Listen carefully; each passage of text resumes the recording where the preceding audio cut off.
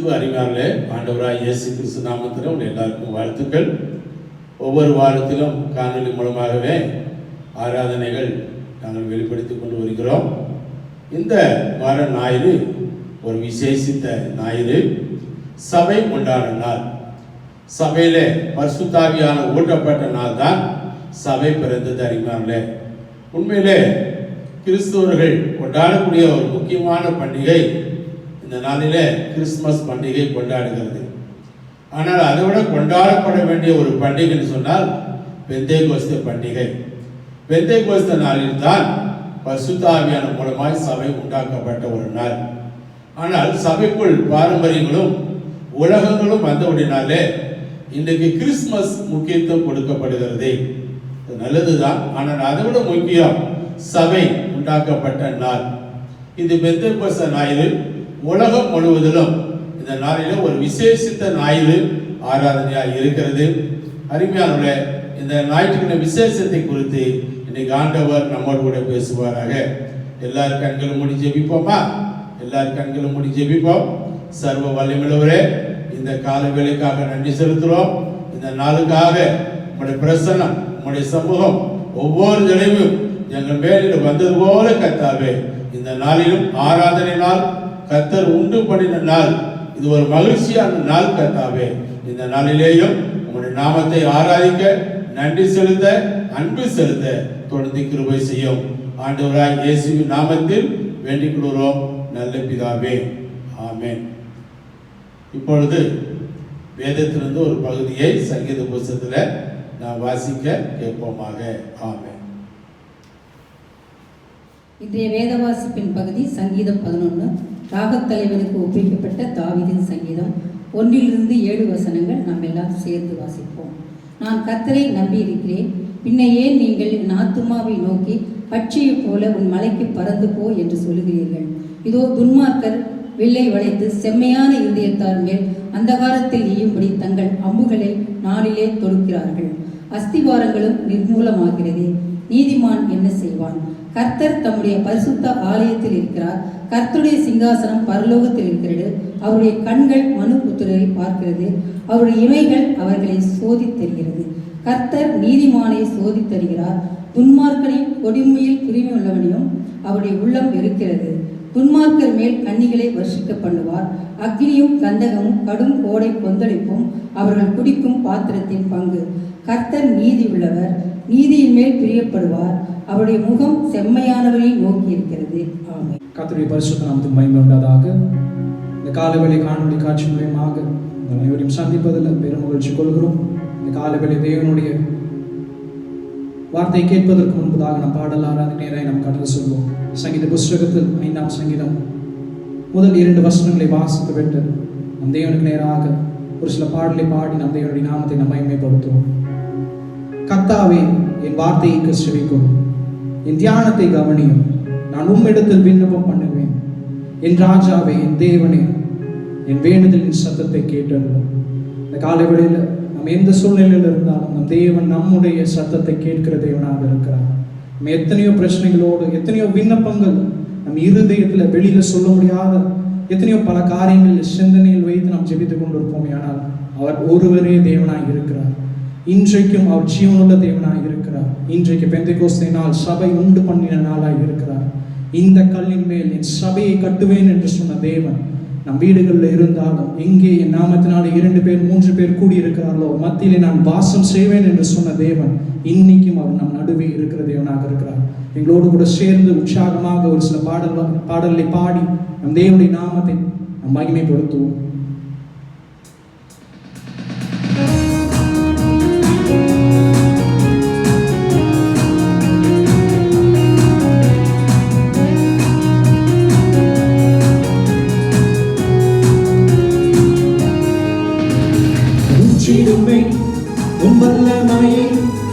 இந்த நாளில் எங்கள் மேலே ஊற்றிடுமே உம் அக்கினியை. இந்த நாளில் எங்கள் மீது வல்லமையவே ஊற்றிடுமே உம் வல்லமையை.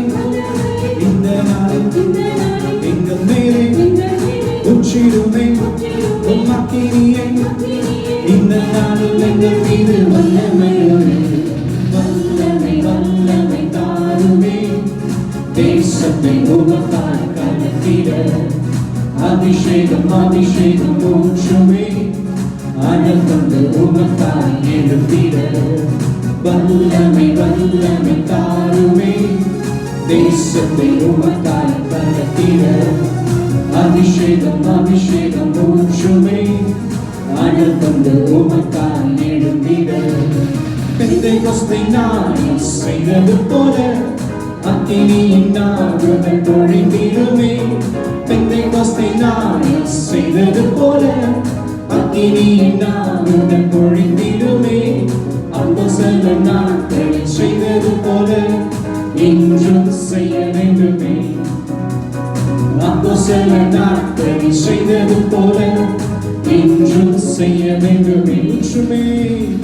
ஊற்றிடுமே உம் வல்லமை இந்த நாளில் எங்கள் மேலே ஊற்றிடுமே உம் அக்கினியை இந்த நாளில் எங்கள் மீது வல்லமையோடு வல்லமை வல்லமை தாருமே தேசத்தை உமக்காய் கலத்திட அபிஷேகம் அபிஷேகம் ஊற்றுமே அனல் கொண்டு உமக்காய் எழுப்பிட மாசமான யாவர் மேலும் ஊற்ற வேண்டுமே வாக்குத்தத்த ஆவியை ஊற்றிடுமே மாசமான யாவர் மேலும் ஊற்ற வேண்டுமே வாக்குத்தத்த ஆவியை ஊற்றிடுமே நிச்சலான கொண்டு சென்று நீங்க செய்யுமே நதியாய் பாய்ந்திடுமே நீச்சலான கொண்டு சென்று நீங்க செய்யுமே நதியாய் பாய்ந்திடுமே ஊற்றிடுமே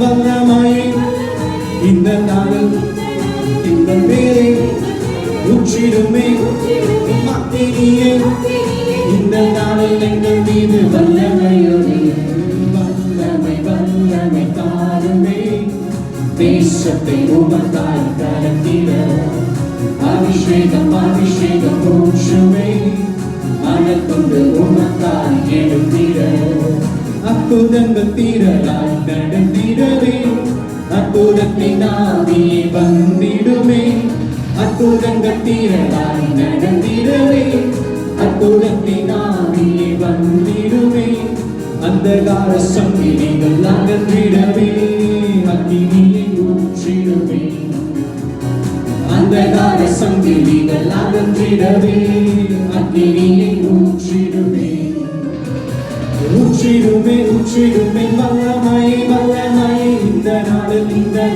எங்கள் மேலே ஊற்றிடுமே உம் அக்கினியை இந்த நாளில் எங்கள் மீது வல்லமையோடு வல்லமை வல்லமை தாருமே தேசத்தை உமக்காய் கலத்திட அபிஷேகம் அபிஷேகம் ஊற்றுமே அனல் கொண்டு உமக்காய் எழுந்திட வல்லமை வல்லமை தாருமே தேசத்தை உமக்காய் கலத்திட அபிஷேகம் அபிஷேகம் ஊற்றுமே அனல் கொண்டு உமக்காய் எழுந்திட கைகளை உயர்த்த இந்த கால வேளையில் நேராக சொல்வோமா இவரை மாம்சமான யாவர் மேல் ஊற்றுவேன் என்று சொன்ன தேவன் இன்னைக்கு எத்தனை பேர் நாம் விசுவாசிக்கிறோமோ நேற்றும் என்றும் என்றும் மாறாத தேவனாக இருக்கிறார் அவரை அல்பாவும் உமேகாவும் ஆகி இருக்கிற தேவனாக இருக்கிறார் நான் இருக்கிறவனாகவே இருக்கிறேன் என்று சொன்ன யெகோவா தேவன் நம்முடைய தேவனாக இருக்கிறார்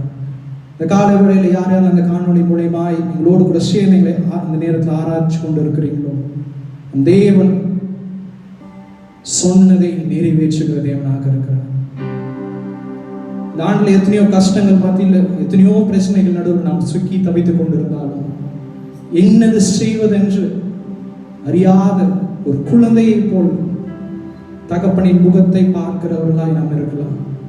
நம்ம பரம தகப்பன் நம்மோடு கூட இருப்பார். ஆனால் சங்கீதம் சொல்லுகிறது, உன் வலக்கரம் பிரித்து நம்மை தாங்குகிற தேவனாய் அவர் இருக்கிறார். இந்த கால வேளையில எங்களோடு கூட சேர்ந்து இந்த பாடல் வரிகளை பாடும்போது அதை உணர்ந்து தேவன் மேல் நம்பிக்கையுள்ள ஜனம் ஆசீர்வதிக்கப்பட்ட ஜனமாய் இருக்கும் என்று நாம் பார்க்கிறோம்.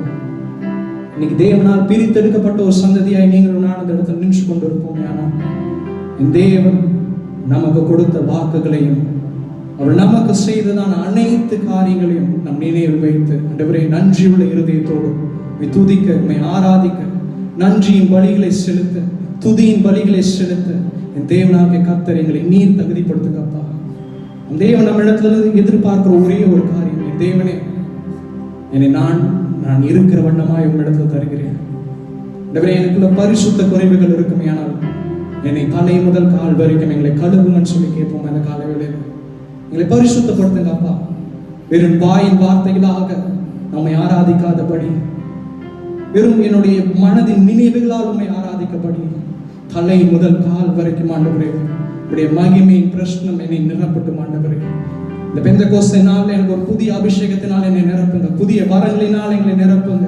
எங்க வீடுகள் நடுவில் ஆண்டவரே நீர் இறங்கி வரும்படியாக நாங்கள் செபிக்கிறோம். அக்கினி நாவுகள் எங்கள் சபை நடுவே உலாவுகிறது போல எங்கள் வீடுகள் நடுவே தேவன் இறங்கி உலாவும்படியாக நாங்கள் செபிக்கிறோம்.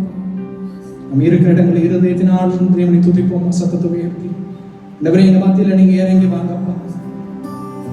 என் பரலோக தேவனை எங்க மத்தியில நீங்க கடந்து வாங்கன்னு சொல்லி கேட்போம். அந்த கால வேளையில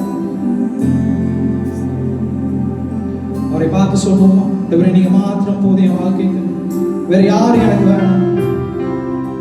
எத்தனையோ பேர் என்னை உதறி தள்ளினவர்களாக இருக்கலாம், என்னை மறந்தவர்களாக இருக்கலாம், ஒன்றுமில்லாதவனாய் நான் இருக்கலாம். ஆனால் நான் இருக்கிற வண்ணமாய் என்னை அறிந்த தேவன், என்னை ஏற்றுக்கொண்ட தேவன் நீர் மாத்திரமே என்று சொல்லி அவரை அவர் கரங்களை பிரித்துக் கொள்வோம். அந்த காலை வேளையில்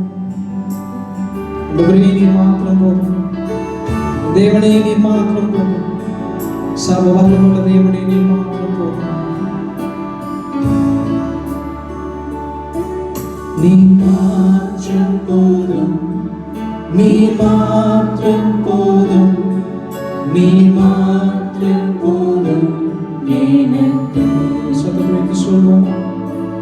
நீ மாற்றம் போதும், நீ மாற்றம் போதும், நீ மாற்றம் போதும் எனக்கு. இயேசுவே இயேசுவே மனிதனே ஆவலா வருகின்றேன். இயேசுவே மனிதனே ஆவலா வருகின்றேன். இந்நேரமும் எந்த சுவாசம் உம்மையே துதித்திடுதே. என்னாலுமே எந்த வார்த்தை உந்தன் மகிமை பாடிடுதே. இந்நேரமும் எந்த சுவாசம் உன்னை துதித்திடுதே. என்னாலுமே இந்த வாழ்க்கை உந்தன் மகிமை பாடிடுதே. இயேசுவே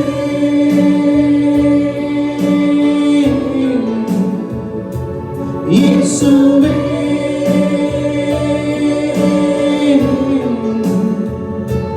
இயேசுவே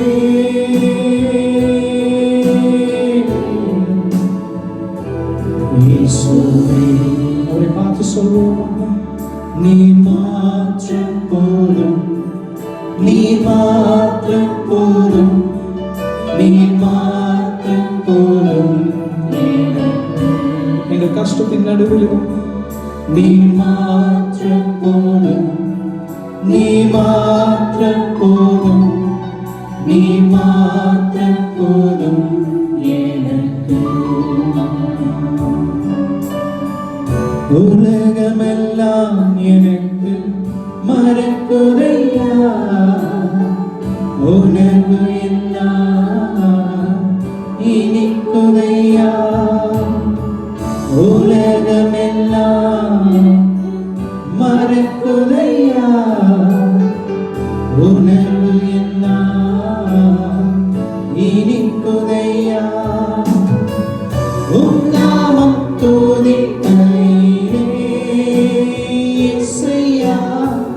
உம் அன்பை ருசிக்கையிலே ராஜா உம் நாமம் துதிக்கையிலே இயேசையா உம் அன்பை ருசிக்கையிலே என் உயிரான உயிரான உயிரான இயேசு என் உயிரான உயிரான உயிரான இயேசு என் உயிரான இயேசு என் உயிரோடு கலந்தே என் உயிரை நான் உம்மை துதிப்பேன் என் உயிரை நான் உம்மை துதிப்பேன் நீ மாற்றம் போதும் நீ மாற்றம் போதும் நீ மாற்றம் போதும் எனக்கு யெகோவா ஈரே தந்தையாம் தெய்வம் நீ மாற்றம் போதும் எனக்கு யெகோவா ராஃபா சுகம் தரும் தெய்வம் உம் தழும்புகளால் சுகமானோ யெகோவா ஷம்மா என் கூட இருப்பேன் என் தேவையெல்லாம் சந்திப்பேன் யெகோவா ஷம்மா என் கூட இருப்பேன் என் தேவையெல்லாம் சந்திப்பேன் நீர் மாற்றம் போதும் நீர் மாற்றம் போதும் நீர் மாற்றம் போதும் எனக்கு சத்தத்துடைத்து சொல்வோம்மா.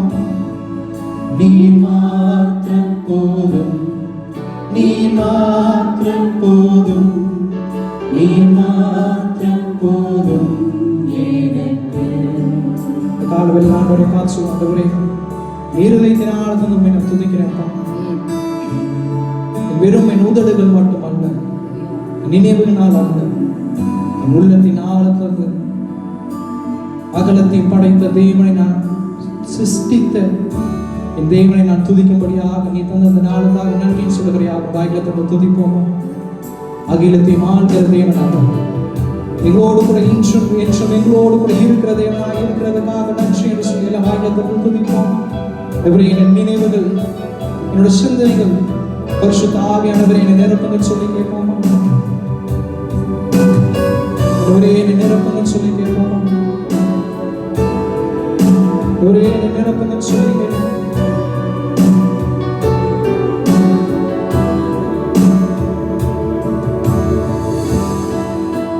ஒரே பார்த்து பேசுவோம். அந்த காலவரை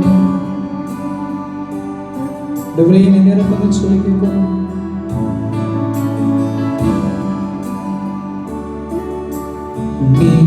நினைவெல்லாம்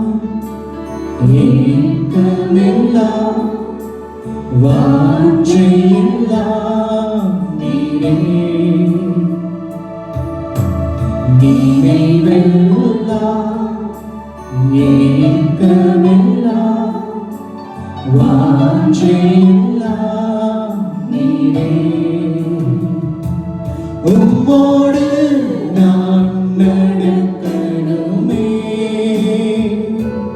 உம்மோடு நான் பழகணுமே,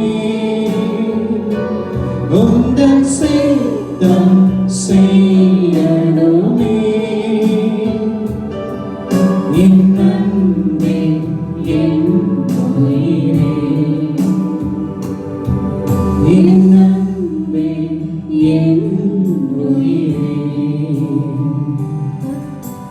மழைக்காக காத்திருக்கும் பயிர் போல நான் காத்திருப்பேன்.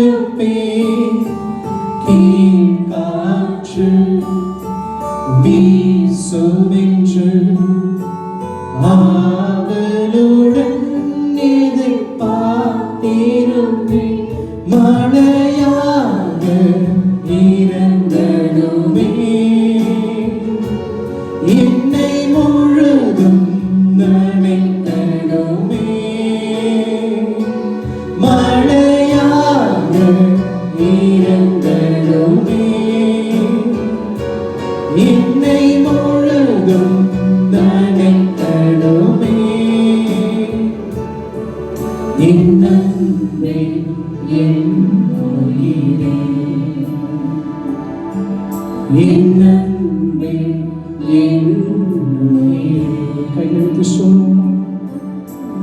நினைவெல்லாம் ஏக்கமெல்லாம் வாஞ்சையெல்லாம் நீரே.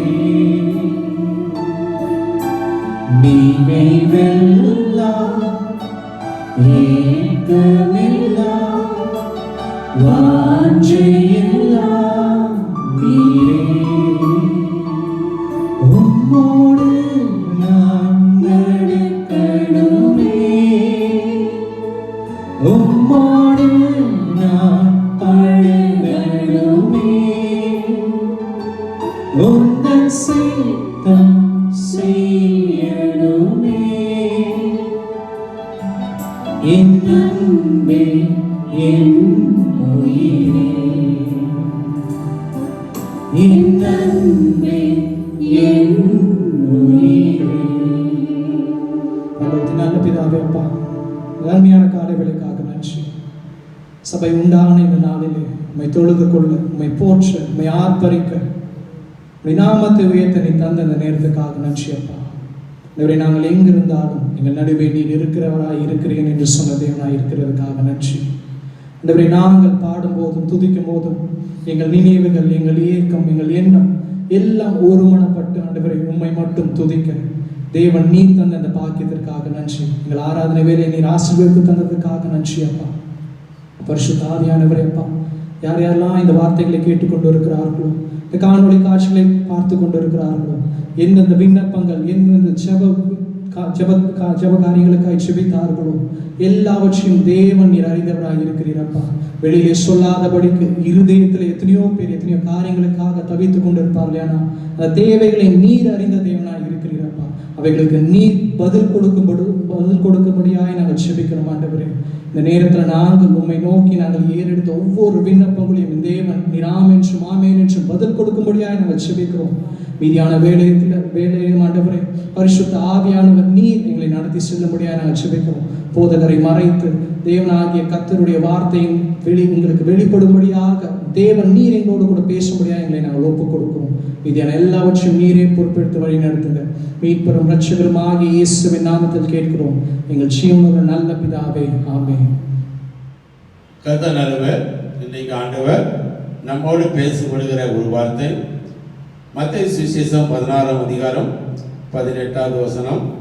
பிந்தின பகுதி, இந்த கல்லின் மேல் என் சபையை கட்டுவேன், பாதாளத்தின் வாசல்கள் அதை மேற்கொள்வதில்லை என்று எழுதப்பட்டிருக்கிறது. ஆண்டவராய் இயேசு கிறிஸ்து பின்னாலே ஏற்படுத்தப்பட்ட சபை குறித்து என் சபை என்று சொல்கிறார்.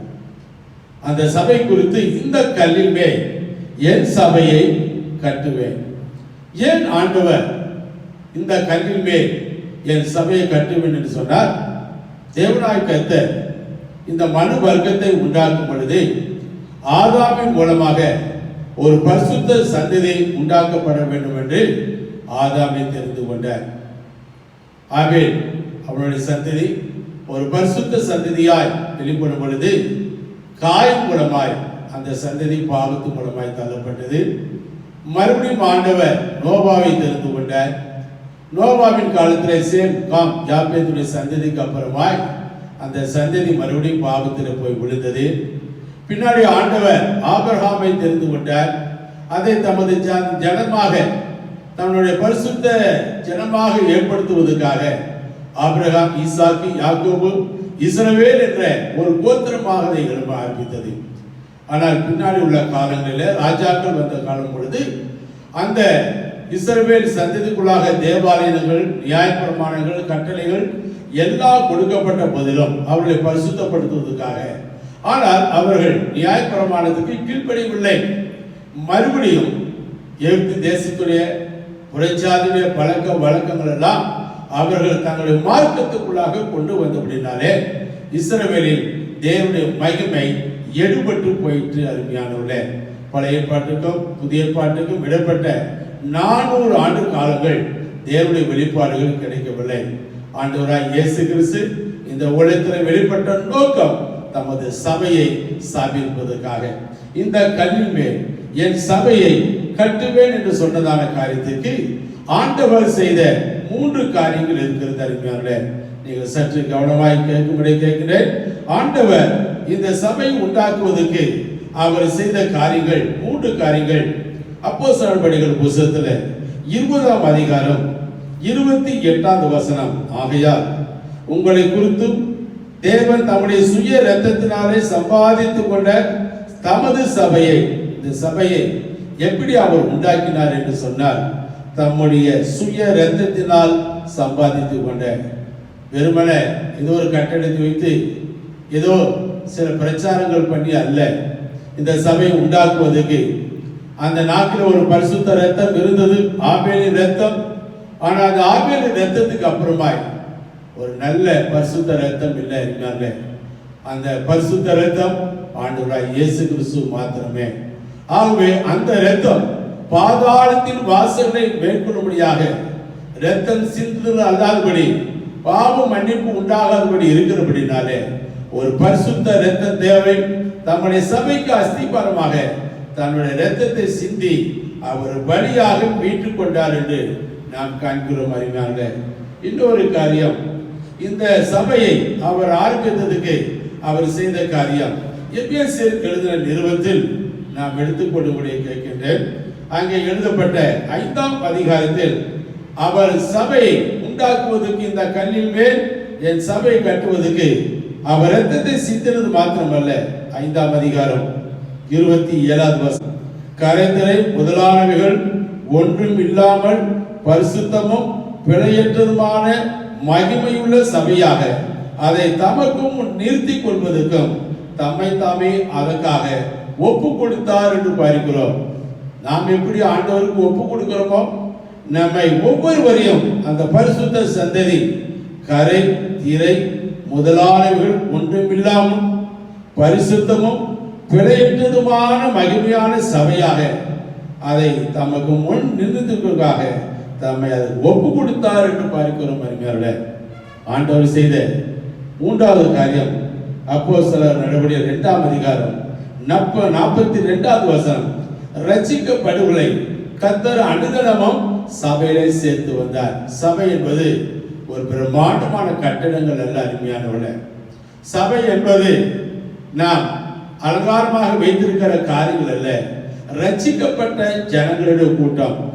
இன்னைக்கு சபை என்று சொன்னால் ஏதோ அங்கத்தினர் என்றும் அல்லது கட்டிடங்கள் என்றும், அந்த கட்டிடங்கள் எவ்வளவு பிரம்மாண்டமாக இருக்கிறதோ அதுதான் ஆலயம் என்று இன்னைக்கு உலகம் சபையை மதமாக்கி கொண்டிருக்கிறார்கள். சபை என்பது மதம் அல்ல. அறிஞர்களே, ஒரு பரிசுத்த சந்ததி என்பதை மறந்துவிடக் கூடாது.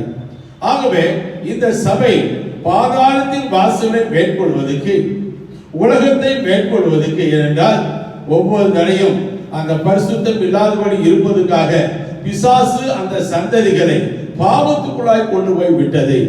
பாவத்துக்குள்ளாய் கொண்டு போக கூடாதபடிக்கு தம்முடைய சபை கருத்தரை அற்றதும் பரிசுத்தமாய் இருப்பதற்காக பரிசுத்தாவியாக ஒரு வல்லமையை தன்னுடைய சபை மேல ஊற்றும்படியாய் தம்மை வெளிப்படுத்தினார். அப்போஸ்தலர் நடபடிகள் 2ஆம் அதிகாரத்தில் வரும்பொழுது 17வது வசனம் வாசிக்கிற வேளையிலே, கடைசி நாட்களில் நான் மாம்சமான யாவரும் மேலும் என் ஆவியை ஊற்றுவேன் என்று எழுதப்பட்டிருக்கிறது. கடைசி நாட்களில் அந்த நிகழ்வு தான், அந்த நிகழ்த்தப்பட்ட காரியம் தான் அப்போஸ்தலர் 2ஆம் அதிகாரம் 1லிருந்து 4 வசனங்கள். இயேசு கிறிஸ்து உயிர்த்தெழுந்த பிற்பாடு 40 நாட்கள் கழித்த பிற்பாடு அவர்களோடு கூட சீசரோடு பேசி, எருசலேமை போய் காத்திருங்கள், பெந்தேகோஸ்தே நாள். இயேசு உயிர்த்தெழுந்த பிற்பாடு 50வது நாள் தான் பெந்தேகோஸ்தே நாள். அவர்கள் எல்லாரும் ஆண்டவருடைய வசனங்களுக்கு கீழ்ப்படிந்து அவர்கள் ஒருமனப்பட்டு இருந்தார்கள். அதற்கு முன்பதாக பரிசுத்தாவிய வல்லமை என்னென்பது அனுபவம் இல்லாதபடி இருந்தார்கள். இயேசு என்ற ஒரு அனுபவம் இருந்தது. இயேசுவோடு பேசுகிற சம்பாதித்த வார்த்தைகள் அற்புதமாக அடைந்து இருந்தார்கள். ஆனால் அருமையான கர்த்தருடைய பிள்ளைகளே, இந்த பரிசுத்தாவிய அபிஷேகம் என்பது வெளிப்பாடு இல்லாதபடி இருந்தார்கள். ஆண்டவராய் இயேசு சொன்னார், இனி நீங்கள் சில நாளுக்குள்ளாக பரிசுத்தாவினால் அக்கினியினாலும் ஞானஸ்நானம் பெறுவீர்கள். அதை அவர்கள் புரிந்து கொள்ள முடியவில்லை. பெந்தேகோஸ்தே நாள், சபை உண்டான நாள், ஆதி சபை உண்டான நாள். இன்னைக்கு நீங்களும் நானும் அதை சார்ந்தவர்களாக இன்றைக்கு சபை மக்களாக இருக்கிறோம். அந்த நாள் என்ன நடந்தது? அவர் எல்லாரும் ஒருமனப்பட்டு அங்கே இருக்கும் பொழுது 120 பேர் அந்த வீடு முழுவதும் நிரப்பிட்டு பார்க்கிறோம். அல்லாமலும் அக்கினிமயமான நாவுகள், பிரிந்திருக்கும் நாவுகள் அவருக்கு காணப்பட்டு அவர்கள் ஒவ்வொரு பேரும் வந்து அமர்ந்தது. அவர்கள் எல்லாரும் பரிசுத்தாவினாலே நிரப்பப்பட்டார்கள். பரிசுத்தாவி அந்த 120 பேரும் மேலும் வந்து அமர்ந்ததனால ஒவ்வொருவரும் பரிசுத்தாவின் அபிஷேகம் பெற்று ஆவியானவர் தங்களுக்கு தந்திரங்கள ஒவ்வொருவரும் அந்த அபிஷேகத்தினால் நிரப்பப்பட்டு வல்லமையோடு கூட காணப்பட்டார்கள். அவருடைய வாழ்க்கை ஒரு பெரிய மாற்றம் அடைந்தது. அவர்கள் சாட்சிகளாய் மாறினார்கள். அப்போஸ்தலர் 1:8 வாசிக்கும் பொழுது, பரிசுத்த ஆவி உங்களிடத்தில் வரும் பொழுது நீங்கள் பலனடைவீர்கள். எதற்காக? பரிசுத்த ஆவியின் அபிஷேகம் நாம் சாட்சியாய் இருப்பதற்காக. யூதேயா, சமாரியா, உலகத்தின் கடைசி பரிதம் எல்லா இடங்களிலும் சாட்சிகளாய் இருப்பதற்காக உங்களை என்னை ஆண்டவர் பரிசுத்த ஆவியினால் நிரப்பிக் கொண்டிருக்கிறார். அருமையானவர்களே, இந்த ஞாயிற்றுக்கிழமை பரிசுத்த ஆவி பெற்ற ஒரு நாள், சபை உண்டான நாள். அந்த நாளில் சபையிலே எவ்வளவு பெரிய மாற்றம். பேதுரு எடுத்தாங்க பிரசங்கம், முதல் பிரசங்கம் பண்ணினார். அந்த பிரசங்கத்தை கேட்ட பொழுது எல்லாரும் இருதயத்திலே குத்தப்பட்டவனானார்கள். அவர்கள் என்ன செய்ய வேண்டும் சொல்லும் பொழுது அவர்கள் எல்லாரும் மனம் திரும்ப வேண்டும் என்றும் ஞானஸ்தானத்தை பெற்றுக்கொள்ள வேண்டும் என்றும் பரிசுத்த ஆவியின் வரத்தை பெறுங்கள் என்று சொன்ன பொழுது அவர்கள் ஒப்பு கொடுத்தார்கள். அந்த நாளிலே 3000 பேர் ஞானஸ்தானம் பெற்றார்கள். அதுதான் சபை. அறிஞர்களே, சபை என்பது எண்ணிக்கை என்பது என்று அல்ல, அவர் ரட்சிக்கப்பட்டவர்களாக இருக்கிறார்களா? கீழே உள்ள வசன சபையில ரட்சிக்கப்பட்டவர்களை கர்த்தர் அனுதினமும் சபையிலே சேர்ந்து வைத்தார் என்று பார்க்கிறோம். அறிஞர்களே, இதுதான் இன்றைக்கு நடைபெற்று கொண்டு வரும். உலகம் முழுவதும் இன்றைக்கு சபை பரிசுத்த ஆவியானவர் சேர்த்து கொண்டு வருகிறார். இந்த நாளிலே பரிசுத்த ஆவியானவர் அந்த நாட்களில் சீசர்கள், பேதுரு சீசர் எங்கே போனாலும் விசுவாசிகளை பரிசுத்த ஆவி பெற்றுக்கொள்ள வேண்டும் என்று உற்சாகப்படுத்தினார்கள். அப்போஸ்தலர்களுடைய புத்தகத்திலே 8ஆம் அதிகாரத்திலே பார்க்கும் பொழுது அவர்கள் சமாரியாலே கடந்து போன பிலிப்பு மூலமா ஒரு எழுப்புதல் வந்தது. 15வது வசனம் 8:15 இவர்கள் வந்த பொழுது அவர்கள் ஒருவனும் பரிசுத்த ஆவி பெறாமல் என்று எழுதப்பட்டு, பரிசுத்த ஆவி பெறவில்லை. அவர்கள் அற்புதங்கள் அடையாளங்களை பெற்றார்கள், ஞானஸ்நானம் பெற்றிருந்தார்கள். ஆனால் பரிசுத்த ஆவி பெறவில்லை. அவர்களுக்காக பெற்றுக் கொள்ளும்படி அவர்களுக்காக ஜெபம் பண்ணின பொழுது அவர்கள் மேல் எல்லாரும் மேலும் பரிசுத்த ஆவி இறங்கினார் என்று பார்க்கிறோம். இன்னும் பேதுரு பொருளை வீட்டிலே பிரசங்கித்த பொழுது, வசனத்தை பிரசங்கித்துக் கொடுக்கும் பொழுதே ஆவியானவர் ஒவ்வொரு மேலும் வந்து இறங்கினார். அவளுக்குள்ள ஒரு பெரிய சாட்சி, ஒரு பெரிய மாற்றம் ஏற்பட்டது.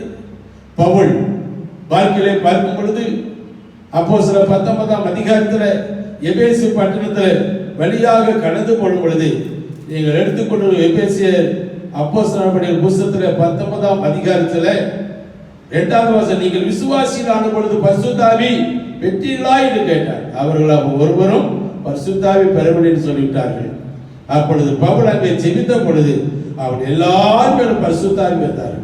அப்பொழுது அவர்கள் அந்நிய பாஷையில் பேசி தீர்க்கதரிசனம் சொன்னார்கள் என்று பார்க்கிறோம். இவ்விதமாய் ஆதி திருச்சபை எங்கே போனாலும் சபை ரட்சிக்கப்பட்ட உடனே அவர்கள் மேலே பரிசுத்த ஆவியானவர் வல்லமை ஊட்டப்பட்டு சபை அந்த நாட்களை எழுப்பினது பார்க்கிறோம். சபை ஒரு இடத்திலும் அல்ல, அந்த சபை சுவிசேஷம் சிதறி போன எங்கும் சுவிசேஷத்தை அறிவித்தபடினாலே ஆங்காங்கு திரளான ஜனங்கள் ரட்சிக்கப்பட்டு சபையில பரிசுத்த ஆவியானவர் ஊட்டப்பட்டனாலே என்ன நடந்தது? இந்த கல்லின் மேல் என் சபை கட்டுவேன், பாதாளத்தின் வாசல்கள் அதை மேற்கொள்ளவில்லை.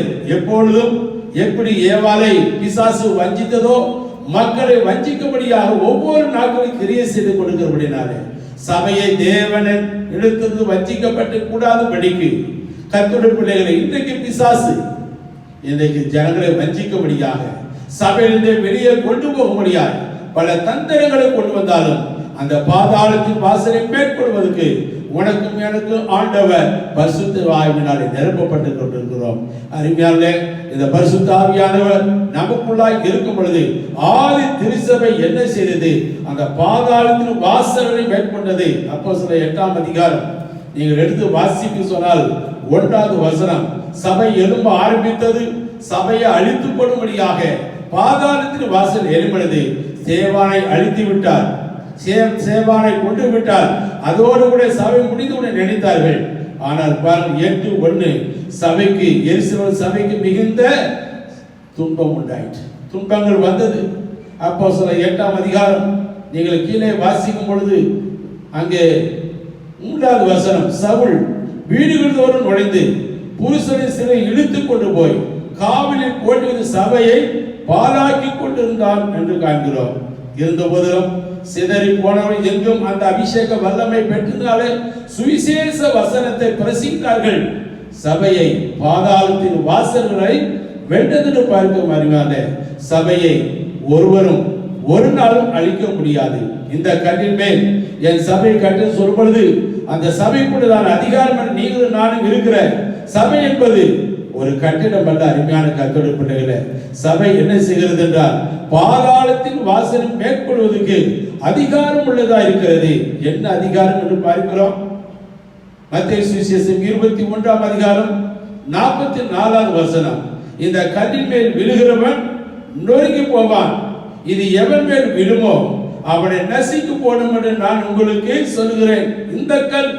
இந்த கல்லின் மேல் என் சபை கட்டுவேன் சொன்ன ஆண்டவர் இந்த சபை மேலே யார் எதிர்த்து நிற்கிறார்களோ, ஆண்டுடைய காலத்துக்கு ரோமர் நாட்களிலிருந்து இன்றைக்கு வரைக்கும் தேசங்கள், ராஜாக்கள், சட்டங்கள், எத்தனை விதமான எதிர்ப்புகள் எல்லாம் இருந்த போதிலும் இன்றைக்கு சபை முழு உலகத்திலும் பரவி வளர்ந்து கொண்டே வருகிறது. 2000 வருஷத்துக்கு மேலாக 2000 வருஷத்துக்கு இன்றைக்கு இந்த சபை உயிரோடு இருக்க காரணம் பரிசுத்த ஆவியானவர் சபைக்குள்ளாக அசைவாடி கொண்டிருக்கிறார்.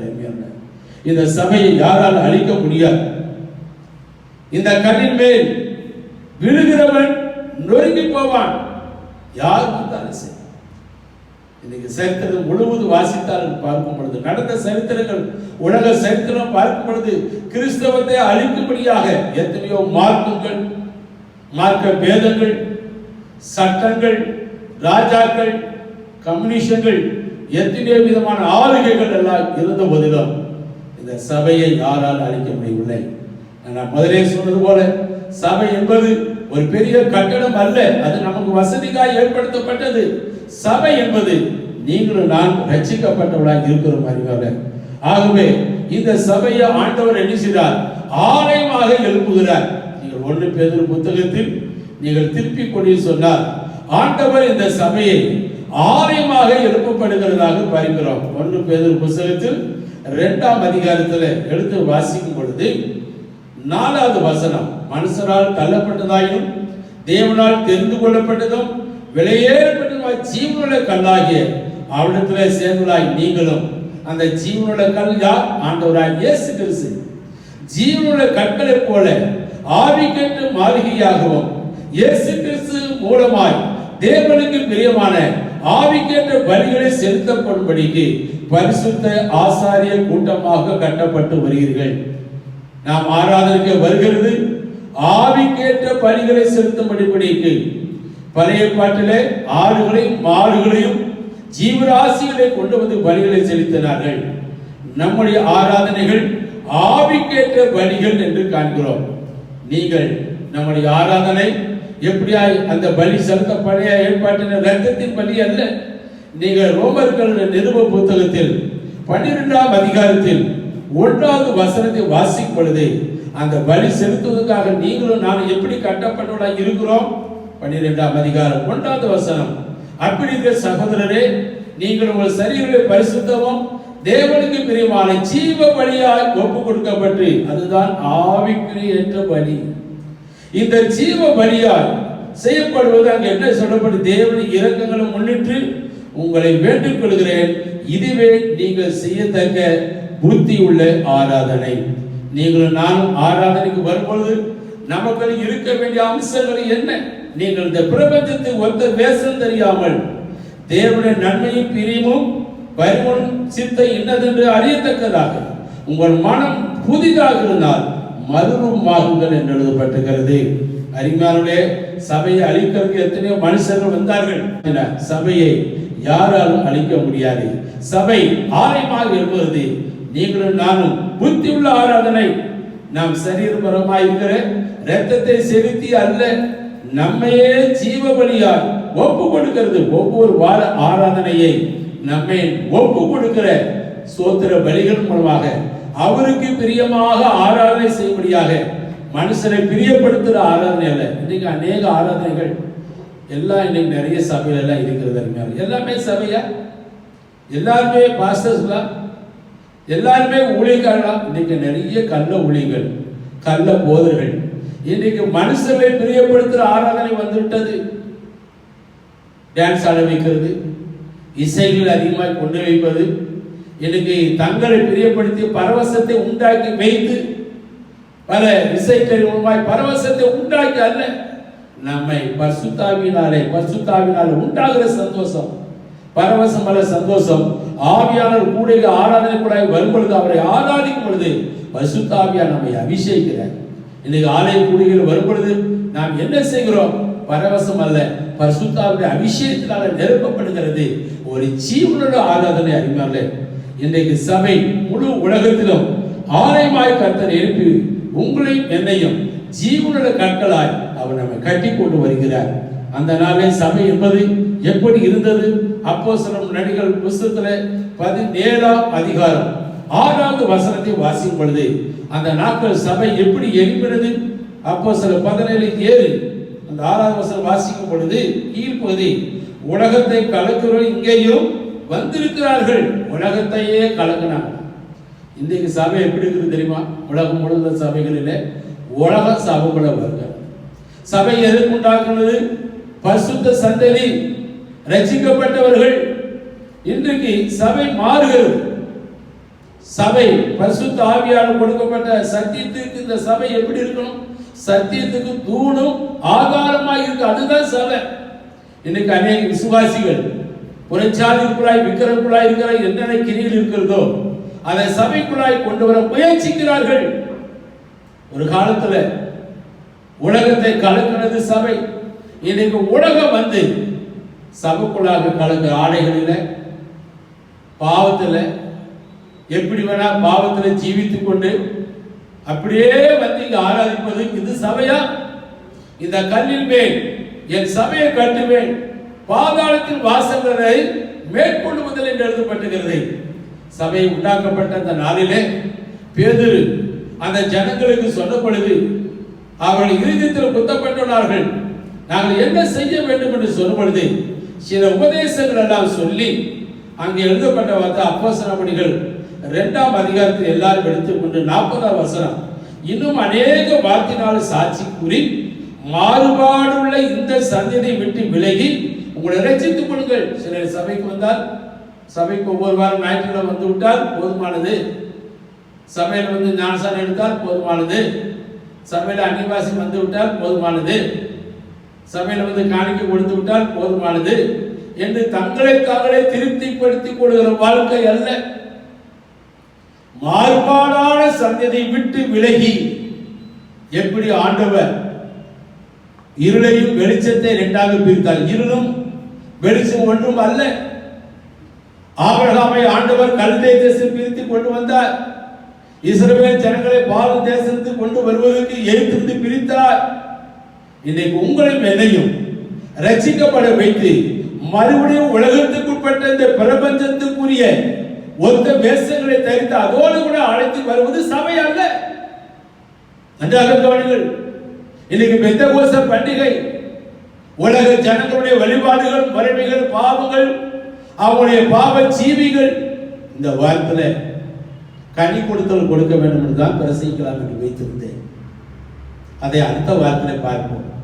பரிசுத்தாய் வரும் பொழுது நமக்கு நல்ல கனியுள்ள வாழ்க்கையை கொடுக்கும். ஆவியாருடைய கிரியைகள் என்று இருக்கிறது. ஆவியாளர் வந்துவிட்டு ஏதோ ஒரு அன்னிவாசி மாத்த நிரம்பிட்டு போவது என்று அல்ல. உங்களை மாறுபாடான நீங்கள் எங்கெல்லாம் வேதத்துக்கு பிரிவில்லாத பாவங்கள், பழக்க வழக்கங்கள், ஜீவிகள், புறஜாதிய உரிமைகள் இதெல்லாம் இருக்கிறது, அது வெளியே வரணும். அதுக்கு தான் இங்க சபை என்றால் நம்ம வெறும் சபை தான் இருக்கிறது.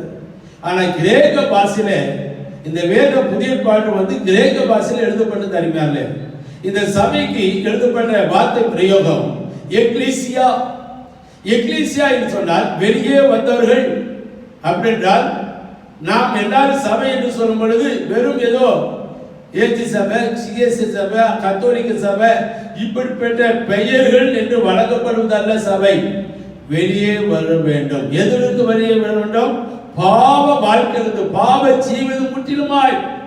அவர்தான் எபேசியர் நிருபத்தில் வாசித்த போதில் 5ஆம் அதிகாரத்தை மறுபடியும் திருப்பிக் கொள்ளுங்கள் எல்லாரும். 5ஆம் அதிகாரத்தில் சபை எப்படி இருக்கணும் சொன்னால் அவருக்கு முன்பாக இருக்கணும். 5:27 கரைதிரை முதலானவர்கள் ஒன்றும் இல்லாமல் பரிசுத்தமும் பிழையற்றதும் மகிமையான சபையாக எண்ணிக்கைக்காக கர்த்தரை சோதரிக்கிறேன். ஆனால் எண்ணிக்கை விட இன்னைக்கு எத்தனையோ சபையில எல்லாம் இருக்கிறது, சத்தியம் இருக்கிறதா? இன்னைக்கு பாரம்பரியங்களும் சடங்காச்சாரங்களும் உலக காரியம் குவிந்து இருக்கிறது. அது சபையா? எவ்வளவு பெரிய சிலுவை வைத்திருந்தாலும் சரி, எவ்வளவு பிரம்மாண்டமான அலங்கரிக்கப்பட்ட கல்லா அலங்கரிக்கப்பட்டதா, அது சபைகள் அல்ல. நன்றாக புரிந்து கொள்ள வேண்டும். சபை என்பது இந்த அனுபவத்துக்குள் இருக்கிறதா? உலக ஜனங்களுக்குள் இருக்கிற பாவங்கள். இன்னைக்கு எத்தனை விதமான பாவங்களை செய்து கொண்டே இன்றைக்கு ஆவிக்குரிய சபைகள் கூட கண்டிப்பு இல்லை. ஆவியான எதுக்கு வந்தாரு? ஆவியான வரும் பொழுது அவர் பாவத்தை குறித்தும் உலகத்தை குறித்தும் கண்டித்து, அதுதான் பரிசுத்தாவின் அபிஷேகம். நம்ம அநேக நேரத்தில் வேஷம் போட்டு வாழ்கிறோம். நம்ம அபிஷேகம் பெற்றது நல்லது. அந்நிய பாஷைக்காரன் கர்த்தருக்கு நிற்கிறேன். அந்நிய பாஷை எதற்கு? நான் மனுஷனத்தில் பேசுவதற்காக இல்ல, தேவனோடு பேசுவதற்காக கொடுக்கப்பட்டது. அபிஷேகம் வரும்பொழுது நீங்கள் வெள்ளம் அடிக்கிறீர்கள். உலகம் முழுவதும் உங்களை சாட்சி, உங்களை பார்க்கும் போது இவர்கள் நல்ல கிறிஸ்தவர்கள், நல்ல தேவனுடைய பிள்ளை. இன்றைக்கு சபைக்குள்ள என்ன வந்து விட்டது என்றால், பெந்தேகோஸ்தே சபை என்று சொல்லப்பட்டவர்கள் கூட இன்றைக்கு சபைக்குள்ளாய் உலகம் வந்து விட்டது. எப்படி? ஜாதிகள் வருகிறது. நான் இந்த ஜாதிக்குரியவன், நான் அந்த ஜாதிக்குரியது, இதெல்லாம் உள்ள வந்திருக்கிறது. கிறிஸ்துக்குள் யூதன் என்று கிடையாது, கிரேக்கன் என்று கிடையாது எழுதப்பட்டிருக்கிறது. கர்த்தருடைய அந்த நாட்களில் சபை இருக்கும் பொழுது அஞ்ஞானிகளுக்குள் காணப்படாத விபச்சாரம் வேசித்தான் இருக்கிறது. நன்றாக ஜாக்கிரதையாக கவனிகள். சபை என்பது ஒரு விளையாட்டு போல வந்து நாட்கள் கூடி வந்துட்டு போற அல்ல. தேவனை சந்திப்பதற்கு நீங்கள் ஒவ்வொரு காரியத்திலும் கரைதிரை முதலானவைகள். சபைக்கு இன்னொரு அநேக கிறிஸ்துவின் சரீரம் என்று சொல்லப்பட்டிருக்கிறது. சபைக்கு மாளிகை என்று சொல்லப்பட்டிருக்கிறது. சபைக்கு நீங்களும் பண்ணையாயிற்கு சொல்லப்பட்டிருக்கிறது. நாம் ஒரு காலத்துல மனவாட்டி, கிறிஸ்துவுக்கு மனவாட்டி, அவருடைய மனவாட்டியாய் நீங்களும் நாம் இருக்க போகிறோம். நமக்கு ஒரு திருமணம் சொன்னால் நமக்கு ஏற்ற துணையை ஒருவருக்கு ஒரு தேடிக் கொள்கிறது வழக்கம். சம்பந்தம் இல்லாமல் துணைகளை ஏற்றுக்கொள்கிறதில்லை. ஏற்ற நிலைமைகளே படிப்பு என்றாலும் சரி, வசதி என்றாலும் சரி, தோற்றம் என்றாலும் சரி, பல காரியங்கள் யோசித்து பல காரியங்கள் இப்படியாக நடப்பித்து அதுக்கப்புறமாய் ஒரு திருமண காரியத்தை ஏற்பாடு செய்கிறோமே. ஆனால் நாம் எல்லாரும் நமக்கு ஒரு திருமணம் இருக்கிறது. இந்த உலக நிலையில் திருமணம் அல்ல, ஆட்டுக்குட்டியான கல்யாணத்திற்கு வருகிறோம். நம்ம எல்லாரும் மனவாட்டி என்ற நிலையில் வருகிறோம், இருக்கிறோம் அறிஞர்கள். ஆகவே சபையை அந்த மனவாட்டிக்கு உண்டாக ஆவியானவர் நம்மை ஆயத்தப்படுத்திக் கொண்டு வருகிறார். சபை என்பது ஏதோ ஞாயிற்றுக்கிழமை கூடிவிட்டு பாடலை பாடி 4 பேரை பார்த்து விட்டு அன்றைக்கு நம்ம ஆராதித்தோம் என்று திருப்தி அல்ல. நீங்களும் நானும் மனவாட்டியாய் மாறப்போகிறோம். ஆவியானவர் சபையில் மாத்திரம் நீங்களே தேவனுடைய ஆலயமாய் இருக்கிறீர்கள். கொரிந்தியர் சொல்லப்பட்டிருக்கிறது, தேவ ஆவியானவர் உங்களுக்குள் தங்கியிருக்கிற ஆலயம் என்று எழுதப்பட்டிருக்கிறது. ஆக தேவனுடைய பிள்ளைகளை யாரெல்லாம் பரிசுத்தாவில் நிரப்பப்பட்டிருக்கிறோ நீங்கள் எல்லாரும் பரிசுத்தாவிய ஆலயம். பரிசுத்த ஆவியானவரை நாம் ஒருபொழுது தூக்கப்படுத்தக்கூடாது. நீங்கள் எபேசியர் நிருபம் எடுத்து வாசிக்கும் பொழுது 4ஆம் அதிகாரம் 30ஆம் வசனம், அன்றியும் மீட்கப்படும் நாளுக்கென்று முத்திரையாக பெற்ற தேவனுடைய பரிசுத்த ஆவியை தூக்கப்படுத்தாதீர்கள். ஆண்டோடு வரைக்கு மீட்பு ஒரு நாள், ஒரு மீட்பின் நாள் ஒன்று இருக்கிறது. நாம் பரிசுத்த ஆவி பெற்றுக்கொண்டு 2 வாழ்க்கை, ஆலயத்துக்குள்ளாக ஒரு வாழ்க்கை, ஆலயத்துக்கு வெளியே உள்ள வாழ்க்கை. உன்னுடைய வாழ்க்கை கர்த்தரை பார்த்து கொடுக்கிறேன். இந்த கல்லின் மேல் மோதுகிறவன் நொறுங்கி போவான். இந்த கல் எவன் மேல் விழுகிறவனோ அவன் நொறுங்கி போவான். எப்பொழுது? இந்த கல் யார்? நீங்களும் நானும் கிறிஸ்துவோட கூட இணைக்கப்பட்டிருக்கிற கல், ஜீவனோட கற்களாக இருக்கிறோம். உங்களுக்கு எதிராக யாரும் வர முடியாது, உங்களை எதிர்த்து யாரும் நிற்க முடியாது. எப்பொழுது? நீங்கள் கிறிஸ்துவின் சபையாக சொன்னார். இன்னைக்கு அநேக சபை மெம்பர்ஷிப், நான் இத்தனை வருஷம் வருகிறேன், அந்த பெருமையெல்லாம் நமக்கு வேண்டாம். கிறிஸ்துவுக்குள் வாழ்கிறீர்களா? கிறிஸ்துவுக்குள் இருக்கிற சுபாவங்கள் சிந்தை நமக்குள்ளாக இருக்கிறதா? அங்கே எழுதப்படுகிறது பாருங்கள். சபை என்று சொல்லும் பொழுது முந்தின வசனங்களை வாசிக்கிறேன். எபேசியர் 4:22 வாசிக்கிறேன். பிசாசுக்கு இடம் கொடாமல் இருங்கள், திருடுகிறவனை நீ திருடாமல் குறைச்சலவனை கொடுக்கத்தக்கதாக தனக்கு உண்டாக்கும்படி தன் கைகளினாலே நலமான வேலை செய்து பிரயாசப்பட கடவன். கெட்ட வார்த்தை ஒன்றும் உங்கள் வாயிலிருந்து புறப்பட வேண்டாம். பக்தி விருத்தி ஏதுவான நல்ல வார்த்தை உண்டானால் அதையே கேட்கிறவர்களுக்கு புரோஜனம் உண்டாகும்படி பேசுங்கள் என்று எழுதப்பட்டிருக்கிறது. அன்றையும் நீங்கள் மீட்கப்படும் நாளுக்கு முத்திரையாக பெற்ற தேவனுடைய பரிசுத்த ஆவியை துக்கப்படுத்தாதீர்கள். நான் பரிசுத்த ஆவியால் நிரப்பப்பட்ட பொழுது ஒரு சபை என்று சொல்வது, தேவனுடைய சபை சொல்வது எப்படியெல்லாம் இருக்கக்கூடாது என்றும் அங்கு எழுதப்பட்ட எப்படியெல்லாம் இருக்க வேண்டும், பக்தி விருத்திக்கு ஏதுவான வார்த்தை. நீங்கள் ஆண்டவரை பரிசுத்த ஆவியை துக்கப்படுத்துகிற காரியம் 31 சகல விதமான கசப்பு, கோபம், மூர்க்கம், கூக்குரல், தூஷணம், மற்ற எந்த துர்க்கணமும் உங்களை விட்டு நீங்க கிடவது. இதெல்லாம் நீக்குவதற்கு தான் பரிசுத்த ஆவியானவர் உங்களுக்கு ஊற்றப்பட்டிருக்கு. யாராயும் இந்த வசனத்தை நன்றாக பார்த்து இதில் இருக்கிற காரியத்தை உன்னிடத்தில் இருக்கிறதா என்பதை நீங்கள் பொறுக்கி எடுத்து அதை உங்களை விட்டு நீக்குவதற்கு பரிசுத்த ஆவியானவர் ஆவியானவர் வரும்பொழுது அவர் சகல சத்தியத்தை உங்களுக்கு நடத்துவார். அந்த அபிஷேகம் சகலத்தை குறித்து போதிக்குது. இது செய்யக்கூடாது என்று, பாவத்தை செய்யக்கூடாது என்று, அதுக்குதான் பரிசுத்த ஆவியானவர். பரிசுத்த ஆவி எதுக்காக ஊற்றப்பட்டிருக்கிறார்? உன்னை பரிசுத்தப்படுத்துவதற்காக. ஆதாம் இழந்து போனான் அந்த பரிசுத்த காரியத்தில். பின் சந்ததிகள் நியாயப்பிரமாண கால மக்கள் இஸ்ரவேல் மக்களை இழந்து போனார்கள். இந்த கல்லிலே என் சபையை கட்டுவேன், பாதாளத்தில் வாசல்கள். இன்றைக்கு உலகம் முழுவதும் அவருடைய சபைகள் எழுப்பி பரிசுத்தவான்கள் லட்சக்கணக்கில் கோடிக்கணக்கில் முழு வளர்ந்த காரணம் இன்றைக்கு பரிசுத்த ஆவியானவர் சபையில் ஊற்றப்பட்டுக் கொண்டிருக்கிறார். அவர் நம்மை உருவாக்குகிறார், ஆராதனை செய்ய வைக்கிறார், ஜெபிக்க வைக்கிறார், ஊழி செய்ய வைக்கிறார், பாவம் இல்லாதபடி ஜீவிக்கும்படியாக வைக்கிறார், சந்தோஷம் உள்ளவர்களாய் வைக்கும்படியாக இருக்கிறார். ஆவிக்குரிய நல்ல கனிகள், நல்ல சுபாவங்கள், ஆவியானவரின் கிரியைகள் நூற்றுக்கணக்கில் இருக்கிறது. அருமையாளே, அதை ஒவ்வொன்றையும் பெற்று நீங்கள் அனுபவிக்க முடியாதான் சபைங்கிற இடத்துல பரிசுத்த ஆவியானவர் பெந்தேகோஸ்தே நாளில் ஊற்றப்பட்டார். கர்த்தருடைய பிள்ளைகள் அந்த நாட்களிலே சீசரெல்லாம் பேத முழுவதும் அவர்கள் பயந்த ஒரு வாழ்க்கை வாழ்ந்து அவருடைய வாழ்க்கையில பரிசுத்த ஆவி பெற்ற பொழுது அவர்கள் பலமுள்ளவர்களாய் விரும்பினார்கள், உலகத்தை கலக்குனாய் மாறினார்கள். இந்த கால வேளையிலே உன் வாழ்க்கையில ஒரு தீர்மானம் எடுக்க வேண்டும். சபைக்கு வருவதற்காக சோதரிக்கிறேன், பல வருஷமாய் நீங்கள் வந்து கொண்டிருக்கிறதுக்காக நான் கர்த்தரை துதிக்கிறேன், அங்காக பல ஆலயத்தில் போவதற்காக நான் கர்த்தரை துதிக்கிறேன். அதை ஒரு பாரம்பரியமாக ஆக்கிவிடக்கூடாது. சபை ஆராதனைகள் ஏதோ ஒரு சடங்காச்சாரமாய் மாற்றப்படக்கூடாது. நீங்கள் கிறிஸ்துவுக்குள் புத்தி உள்ள ஆராதனை, ஜீவ பலியாய் உங்களை ஒப்பு கொடுத்து நீங்கள் ஆராதனை செய்து பாருங்கள். அந்த நாட்களில் ஆலயத்தில் தேவ மகிமை எப்படி இறங்கினதோ அப்போஸ்தலர் ஒருமனப்பட்டு இறங்கி ஜெபித்த பொழுது அவர் எல்லாரும் பரிசுத்த ஆவியினால் நிரப்பப்பட்டார்கள். எல்லாரும் கண்களை மூடி ஜெபிப்போம். ஆண்டவரே, அந்த நாட்களில் சபையை உலகத்தை கலக்கினது.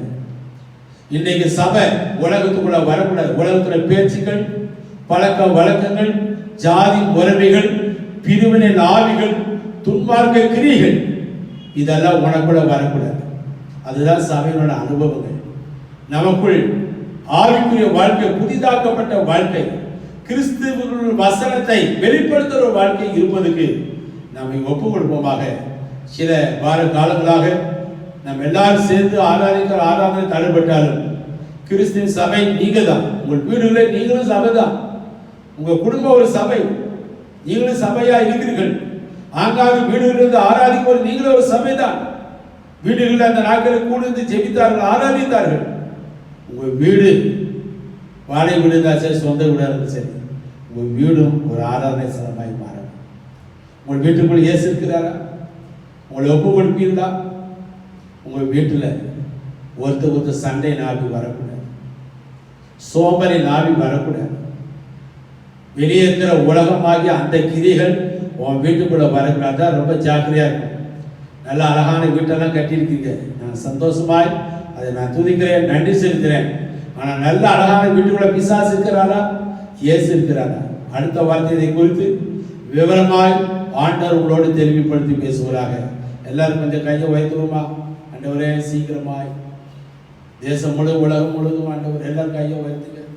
கர்த்தாவே, உலகம் முழுவதும் கர்த்தாவே ஆராதனை தடைப்பட்டு கொண்டு வருகிறது. கர்த்தாவே ஆண்டவரே, இந்த ஆராதனை வேலை சீக்கிரமாக நாங்கள் எல்லாம் கூடி ஜெபிப்பதற்கு ஞாயிற்றுக்கிழமை ஆராதனை மறுபடியும் ஆண்டவரே இந்த ஜூன் மாதத்திலே நீர் ஒரு ஏற்பாடு செய்து தர வேண்டும் என்று விசுவாசிக்கிறோம். ஆண்டவரே, நாங்கள் வசனத்தினாலே கட்டப்பட உதவி செய்வாங்க.